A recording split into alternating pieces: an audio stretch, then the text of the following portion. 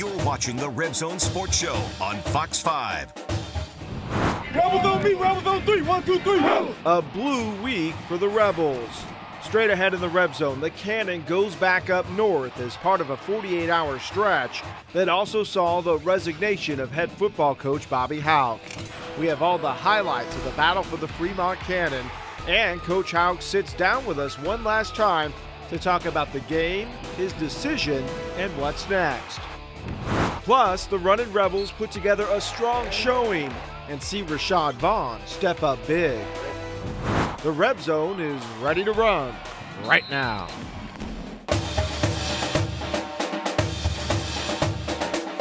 This is the Fox 5 Reb Zone Sports Show, presented by Born and Raised, the official home of the Rebels on the road, and by Cox Communications. Good evening and welcome inside the Reb Zone. Kevin Bollinger here in our Fox 5 studios. We taped an extended interview with outgoing Rebel football coach Bobby Hauck just after Saturday night's game against UNR. But we're going to begin with the first half highlights. And this in-state rivalry saw two teams come in ready for battle. This is the last game we got. Let's go do it, sir. Do it. Rebels on me, Rebels on 3. 1, 2, 3, Rebels. Get nasty, baby. We got to go lead this team to victory. Us. Yes, sir. Win on me, win on 3. 1, 2, 3, win. Let's go, yo. Let's go, let's go.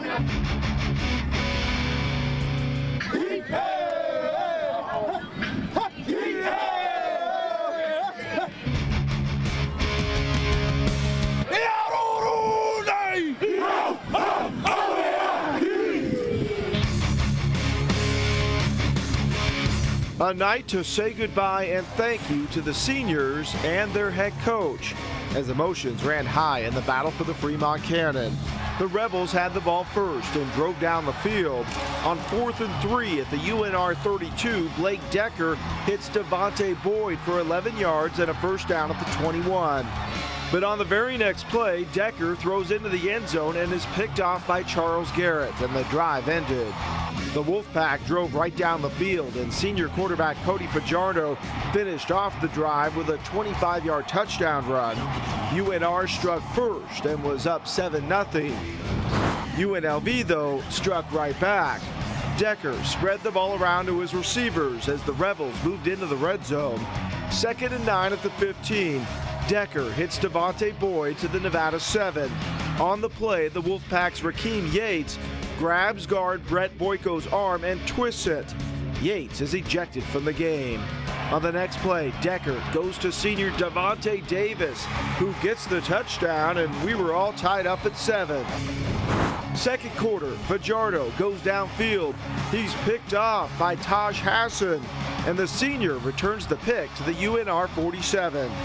Off play action, Decker finds Boyd, who tumbles into the end zone.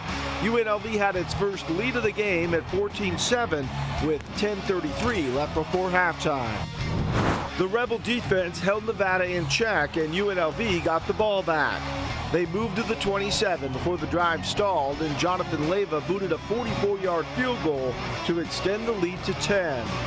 Just before the half, Fajardo, with lots of time, sits in the pocket and finds Richie Turner for the 18-yard touchdown pass.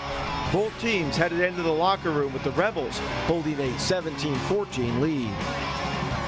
We are joined now by UNLV head football coach Bobby Hauck, making his last appearance on the Reb Zone. We'll have more on that a little bit later on as we discuss things, but we want to start breaking down this Cannon game here with the first half. And UNLV came out firing on all cylinders, as we've seen a lot this season.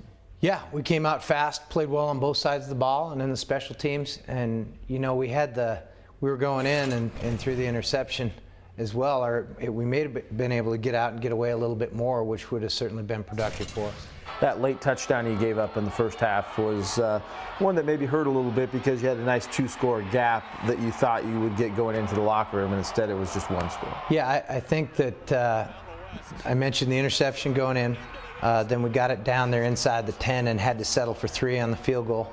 And then giving up that score at the end of the first half kind of cost us. So instead of being up, you know, a couple touchdowns or maybe even a little bit more, maybe 17 potentially, we were only up 3. And, you know, for a team like us, we have to capitalize or we're not going to win games. And, you know, we'll get to the turnovers in the second half, but that's what flat killed us.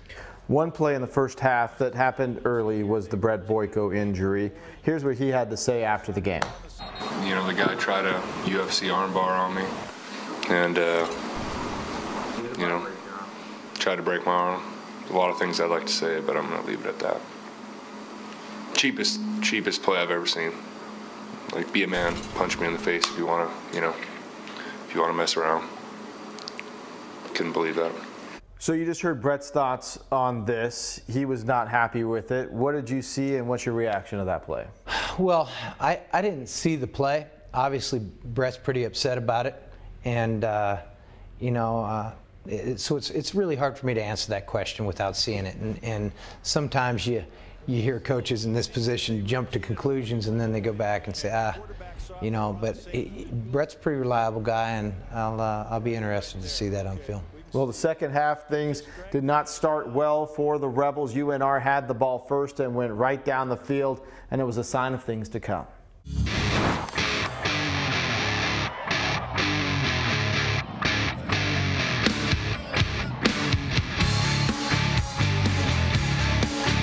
UNR had the ball to start the second half and used 10 straight rushing plays to get inside the Rebel 15 before Fajardo threw to Jericho Richardson to give the Wolfpack a 21-17 lead.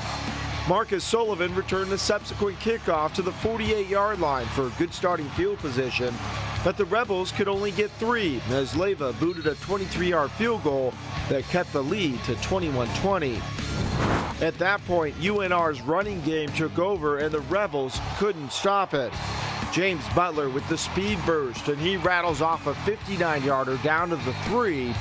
Then Kendall Brock put it in the end zone to extend the lead to 28-20. That's when it all fell apart. Decker back to pass. Taylor Barnhill whiffs on a block and falls down. It leads to a pick 6 by Lenny Jones. Nevada opened up a 35-20 lead with 4:15 left in the third. Trying to get back in it, the offense drove into UNR territory, but another poor pass from Decker is picked off in the end zone to put an end to any comeback hopes. The Wolfpack tacked on a couple of more touchdowns. Shaq Murray Lawrence closed out his college career late in the fourth quarter with this 12-yard touchdown run, but it was too little too late. UNR gets physical in the second half, rushes for 408 yards in the game, and gets the cannon back after a 49-27 win. Once things started going uphill for UNLV, they just seemed to steamroll. Another interception in the end zone. You had the muffed punt. At that point, it seemed like it was just not going to be a good night. Yeah, you know, the turnovers, the pick 6 was a big play. This is a 1-point game, and we've got the ball, and we've been moving it, and then all of a sudden we're down 8. And then, you know, going in the game after 12 games, we'd only lost 2 fumbles on the season, and the muff punt makes that the 3rd on the year, and those are big things for us. We're not geared or good enough at this juncture to have the ability to overcome that, and so that was tough on us. And you know, they got away from us. They made plays, we turned it over, and then I think probably the thing that epitomized the second half was we finally knocked the ball out and it bounces right into their hands and they scoop it up and score with it. So you know, not to be tonight, but I do approve of and appreciate how hard our guys play, how ready they were to play. And then in a fierce rivalry game, they were very disciplined. It wasn't for us, it wasn't a penalty bowl, and I thought they kept their composure and did a lot of things really well. Well, we want to talk now a little bit more about the developments of this week with your resignation. We're going to take a short break. We'll be right back with Coach Hauck to talk a little bit about what happened this week, this season, and what's going to happen in the future. Stay with us right here in the Red Zone. You're watching the Fox 5 Reb Zone Sports Show, presented by Born and Raised, the official home of the Rebels on the Road, and by Cox Communications. I've been there. I felt like I was playing for the greatest coach in the country. You know, he taught me a lot, not just football, just how to be a man, how to carry myself, how to, you know, just taught me a whole lot. And for him to tell us, you know, he was going, there's no better coach, there's no better person for this job. But we understand how the game goes. Guys have to move on, or people have to, things have to happen. Because everybody always think, you know, winning and losing, that's what's the most important thing. But this guy did a great job of teaching us and making us become better men. So I'll stick to that statement, saying there's no better coach for this job. There's no better coach I've ever played for. Welcome inside the Reb Zone, where earlier this week, Coach Hauck turned in his resignation to Athletic Director Tina Kunzer-Murphy, and she accepted. Take us through the thought process and when you started thinking that this might be something you would do. Well, it's, the last month is worn on. You know, I thought our guys have played really hard and we've played well in stretches, but we haven't been able to win. And, you know, I'm really proud of getting UNLV to their 4th bowl game last year and their 4th winning season in around 30 years. So there's been some good things, but you know, I want to win consistently. I want UNLV to win consistently. So when I thought about it, I've got really 3 entities that I've got concern for. I've got our players, I've got UNLV itself, and I've got our coaching staff, including me. And as I sat down and visited with people at our university, you know, we all kind of came to the conclusion, starting with me stimulating the conversation, that you know, this probably, in order to move UNLV football forward, change would probably be good, and change would probably be healthy for me as well. So I think everybody's as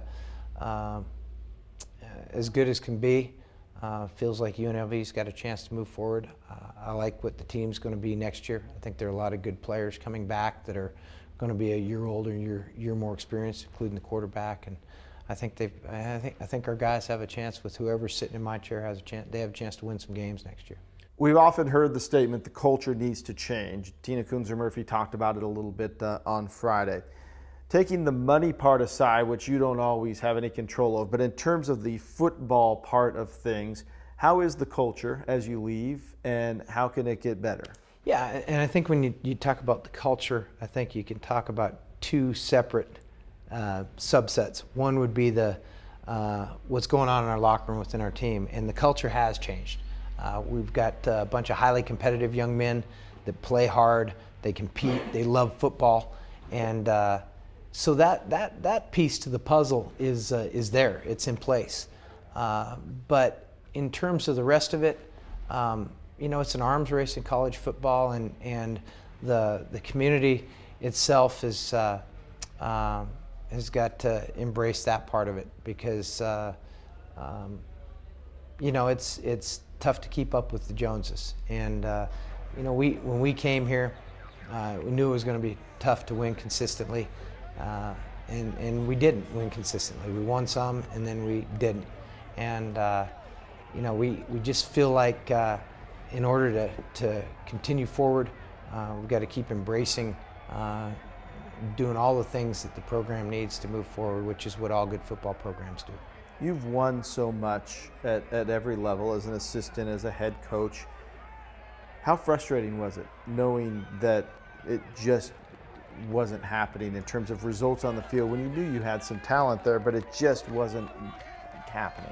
You know, what's funny is my first 2 years, it was not frustrating at all, because I knew we weren't any good, and we weren't gonna win much, and we were playing the who's who of college football. I mean, the one year we played number 2, 3, 5, 11, and 15, and their quarterbacks were Kellen Moore, Andy Dalton, Geno Smith, Colin Kaepernick, and Russell Wilson. Pretty good guys. We couldn't match up with that. But as we got into year 3, and then this year, year 5, it was tremendously frustrating, because we were really competitive. We could play with almost everybody in our league on any given night, and that was frustrating. But the other side of the coin was last year, when we did all those things that haven't been done here. It was very satisfying and rewarding as well, and we wanted more going into this year. You're well respected inside college football circles. We know you're going to land on your feet. Do you have any idea what's next, how long you might take off, what you're going to do even just next week? Yeah, I don't know what I'm going to do. I think our 2 coordinators and I are going to go fishing for 2 days. I don't know where we're going, but we're going somewhere, and then we'll figure it out. I probably better ask Stacy Hauck what the heck she thinks I ought to be doing. She's a pretty good sounding board, but you know, I'll do something. I think it's coaching. I still have a zest for it. I still have a lot of enthusiasm. I truly enjoyed at least the first half tonight. Really enjoyed being around this team and coaching them, despite the record. Really like our staff, and so you know, I think I'd like to keep coaching for a little while more. Final words from you at all? You got the floor here. Anything you want to say to the fans out there in Las Vegas? Yeah, I do, as a matter of fact, and including you and Robbie and Mark Wallington. I mean, people here were tremendous to us. They were very welcoming when we came to town. We have a lot of great friends, long-lasting, good friends here in Vegas that we will always have, and I just appreciate how good people have treated me here. So it's been a lot of fun, and we're on the next chapter. And obviously, I'll be those are my guys in that locker room. I think they're going to be good next year, and I'll be their biggest fan come next fall. You've always said, on to the next one. Now it really is on to the next one. I appreciate you. Coach, thank you. It's been a lot of fun over the last couple of years. Head coach Bobby Hauck from UNLV. We say that for the final time as the resignation becomes official on Monday. Thanks, Coach. We're going to be back to talk a little Runnin' Rebels basketball right after this in the Reb Zone. Stay with us. You're watching the Fox 5 Reb Zone Sports Show, presented by Born and Raised, the official home of the Rebels on the Road, and by Cox Communications. The National Finals Rodeo is taking over the T&M as it does every year. That means the Runnin' Rebels played their final game inside the Thomas & Mack until December 17th. They did so on Saturday as they took on Albany. It was the team's first game since their trip to Brooklyn, and for Rashad Vaughn, it was a game to remember.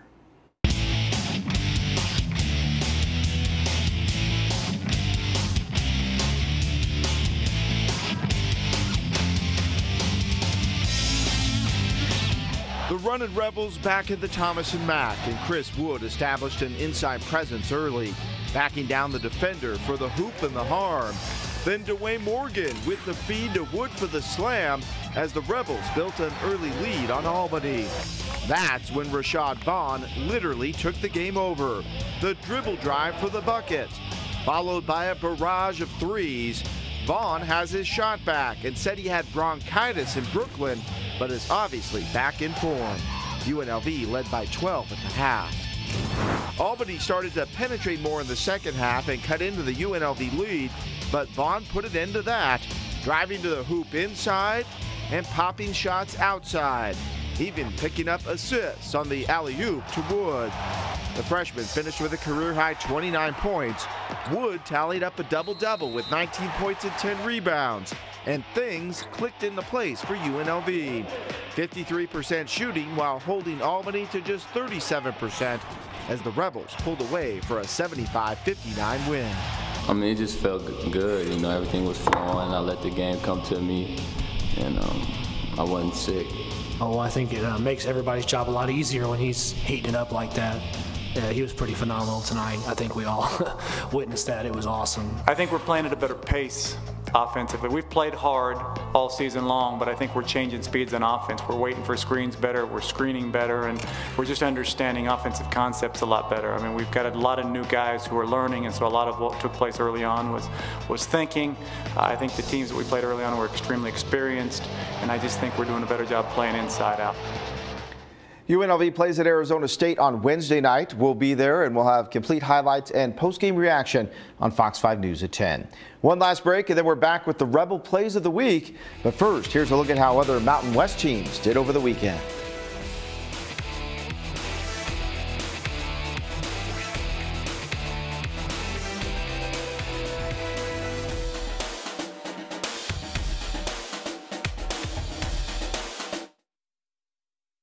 You're watching the Fox 5 Reb Zone Sports Show, presented by Born and Raised, the official home of the Rebels on the Road, and by Cox Communications. Before we go, one last thing about Bobby Hauck. There is no one who wanted this to work out more than he did. He was always a class act, and there is no doubt that he's going to land on his feet quickly. All of us here inside the Reb Zone wish him the very best of luck. We'll continue to monitor the search and hiring of a new football coach at UNLV. But next week, our attention turns squarely on the Runnin' Rebels. Dave Rice will be in studio with us to talk some hoops. And we thank you for joining us inside the Reb Zone. Here are the Rebel plays of the week, and we hope to see you right here next Sunday. Good night.